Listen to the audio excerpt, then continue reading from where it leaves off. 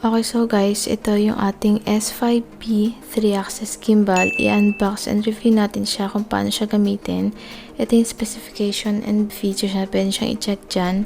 Then, para lang ito sa smartphone, hindi siya kaya sa DSLR kasi meron siyang weight limit.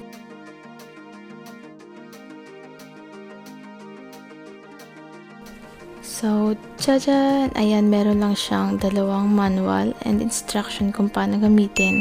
Then, ito lang yung laman niya. Kapag tinanggal mo yung foam, meron lang siyang USB charging cable at yung fall prevention lanyard niya, pati na yung ating gimbal.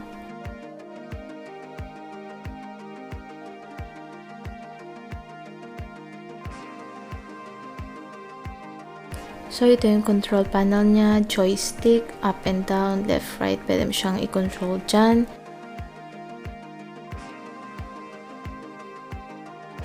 Then, ito naman yung zoom in, zoom out.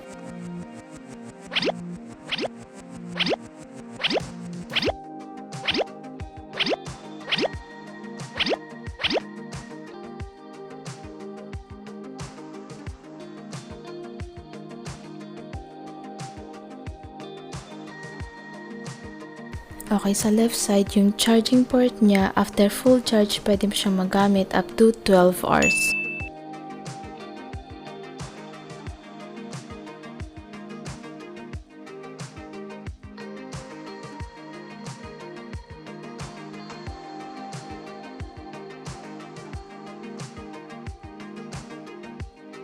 Okay, kailangan munang i-turn off yung gimbal bago natin iset yung smartphone sa pinaka-holder niya para mas mababalance ng gimbal yung timbang ng cellphone. So, pagkalagay ng smartphone dun sa pinaka-holder niya, make sure lang na dapat nakadikit siya dun sa pinaka-phone para nababalance ng gimbal yung timbang ng smartphone. Then, sa likod, meron siyang balance at adjustment knob na pwede mong iset para i-balance yung cellphone para hindi siya naglo-loose or nahuhulog. Then, saka mo siya i-turn on.